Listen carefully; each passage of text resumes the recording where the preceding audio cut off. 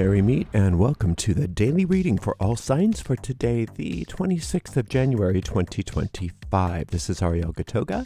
Today I am reading with this beautiful Metanoia tarot, and this is not in print right now, but there's a mini version of this deck that's in print, so I put a link to that in the video description of this video. Let's purify with some Van. This is Verbena by Monotheme. 3 sprays in this big room is more than sufficient, and you can find a link to this in the video description as well. We are streaming live on YouTube, and moderating today for us are the lovely Honeypaw and the lovely Vanessa. Thank you so much, Honeypaw. Thank you so much, Vanessa. And thank you to everybody for joining us. If you haven't already done so, please make sure you like the video, subscribe to the channel, and hit the notification bell. It really helps out our channel. I guess that algorithm likes to be fed with that kind of stuff. So we appreciate your help. Oh, hello. Let's try that one again.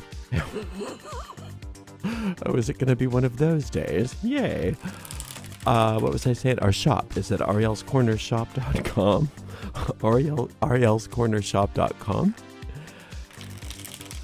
This reading goes out to a lot of people, so if for some reason it doesn't seem like it's applying to you personally, it may just not be meant for you. And if that's the case, check out instead the zodiacal readings for your individual sun sign, rising sign, and or moon sign.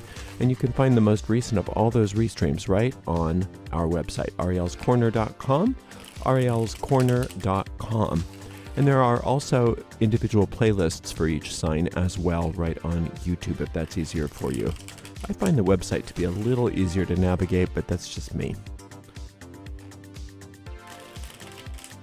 Let's see, if you want to donate to this channel, you can do that by going to paypal.me/arielgatoga, paypal.me/arielgatoga. Or live here on YouTube, you could use a super sticker or super chat, or if you're watching on a restream, you could use a super thanks. We do appreciate your support. So let's get to it. Let's see what's in the cards for everybody today.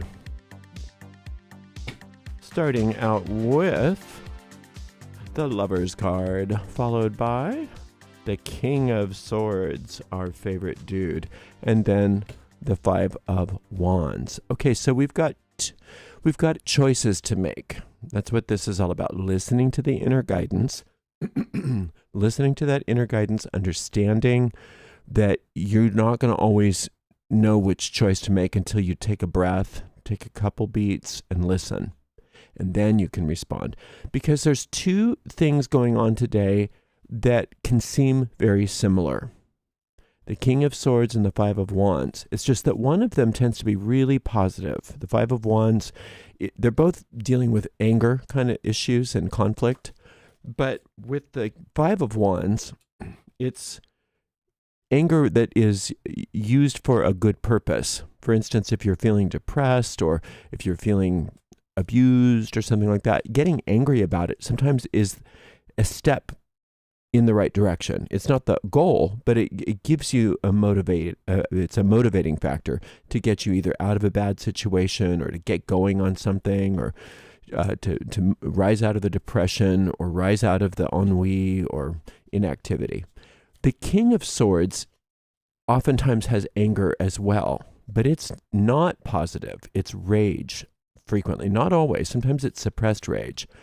But the King of Swords isn't interested in having positive resolution.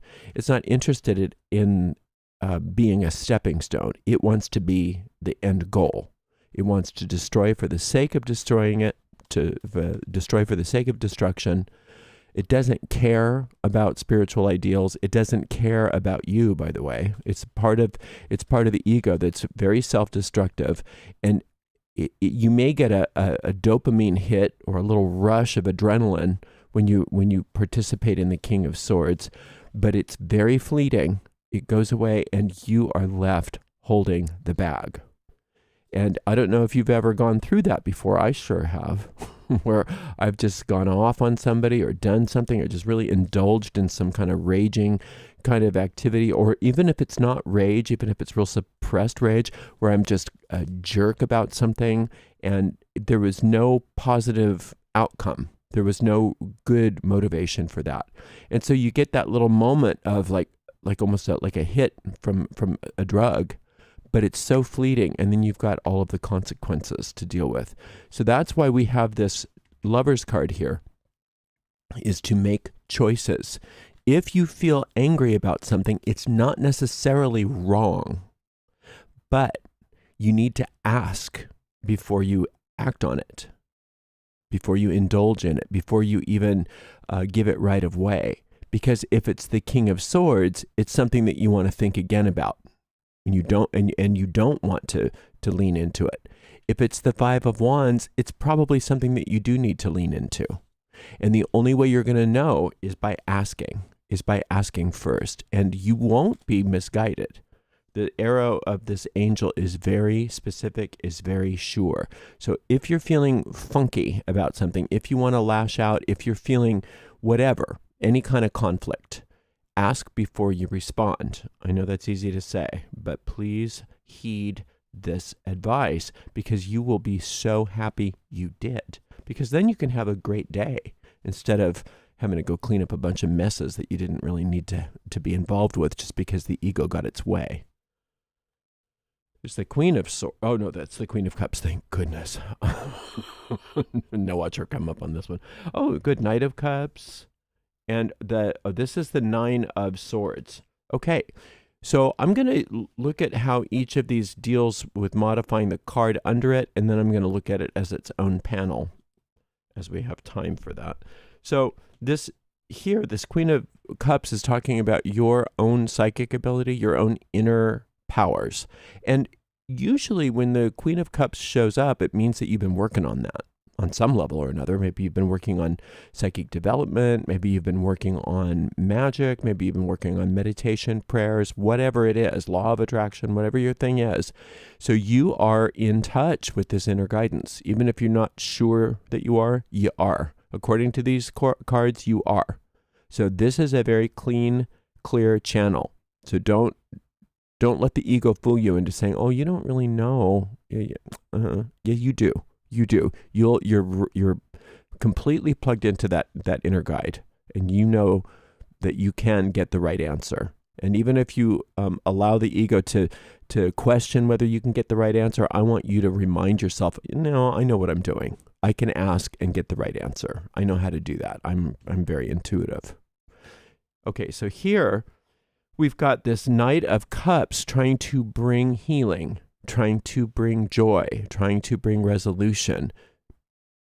And the King of Swords doesn't like that. So the ego is very cynical. And so notice that some of the things that you're going to be angry at possibly today are the very things that are good for you. So that's why you have to ask, because it can be confusing. But what you don't want to indulge in is worry. And that's when this positive anger, it says, can be helpful. Because if you notice that you're worried about stuff and you're just there's anxiety about the future and like, what am I going to do? What am I going to do? If you get angry about that and say, I am so sick of this. I'm done. I forget the worry. Stop it. That's a very positive thing. That's a very positive use of anger. So if you notice that you're responding to your desire to worry about things with anger, again, check in with this inner guide, and they're going to say, yeah, get angry about that. Move past it, because you don't need to be worried about things. Worry is a waste of your creative mind. It's a waste of your resources. It doesn't do any good. Now, if you're concerned about something and there's something you can do about it, ask. Just say, can I do something about it? And if the answer is yeah, go do something about it. Well, then why worry? Just do it.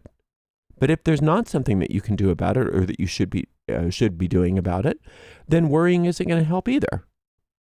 So worry is off the table. And if you can't stop worrying about it, if you get angry at the fact that you can't stop worrying about it, that's a positive use of anger, because anger can propel you through it.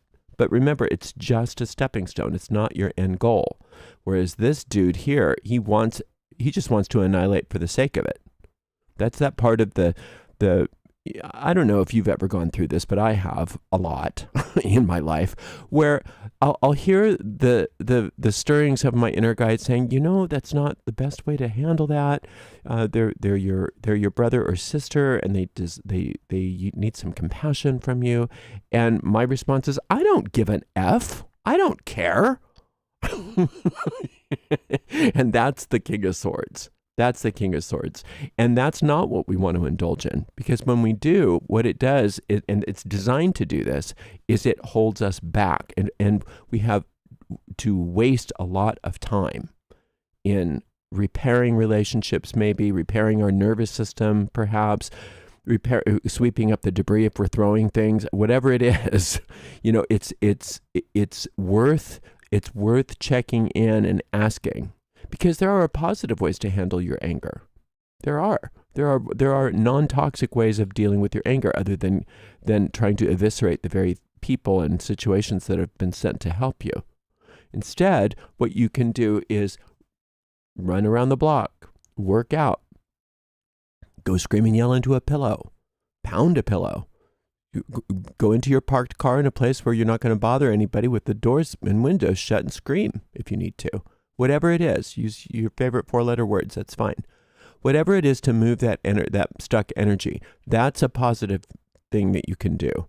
And like I said, sometimes just using that anger as a stepping stone to get out of one frame of mind and into something healthier, that's positive too. So doing it in a way that's not toxic, meaning that you're not barfing your anger all over everybody. Pardon my horrible choice of words, but that's what came out. Right? It's not everybody else's problem that you're going through what you're going through. And to make it their problem is delaying your progress. So it's very important to understand that today and to use that psychic skill that you have, that you're so good at, to listen and be guided. This is when this comes into play the most, is these kinds of days when you might be tempted to be mean. And we're so good at justifying our meanness. Well, if you're mean, you're mean. I don't care what your excuse is, what your reasoning is. If you're mean, you're mean, and that's mostly injurious to you, because those other people can just go, well, this person's a jerk, whatever. But for you, then you have to undo so much that you've been working so hard on avoiding in the past and steering clear of. So just be aware of that. Today's a wonderful day to put your skills to the test. And remember, some of the things that the ego, or all of the things that the ego is lashing, possibly, if this is a reading for you, it's not obviously for everybody, but if this is a reading for you, the things that the ego is lashing out at are things that are good for you, that are trying to help you. So also, that's a good thing to notice. What am I lashing out at, and how is it really helpful to me, or how is this person, thing, situation trying to bring me a gift? And why is the ego trying to destroy it? Because remember, the idea of the ego is self-destruction. So why does it want to destroy this thing? Why am I so angry at this person or this thing? What is it about them that might be good for me? Now, that's a very advanced way of dealing with the King of Swords, but I know you can do it because you've got these skills and you're at the ready. So discerning the difference between the types of anger, and not necessarily thinking that anger is in and of itself bad or wrong. It's just, how is it used? Am I channeling the energy? Am I channeling that anger to come out of a negative situation into something more positive? Am I dealing with the anger in ways that are non-toxic, or am I using it as an excuse to be mean? And then realizing what I did later and having to go clean up the mess that I made. So it's a very powerful day, and you're going to do great. Thank you so very much for spending some time with me. I really appreciate you. And thank you so much to the amazing moderators, Honey, Paw, and Vanessa. And we'll see everybody for another reading on Wednesday, because we're off on Mondays and Tuesdays. Until next time, blessed be.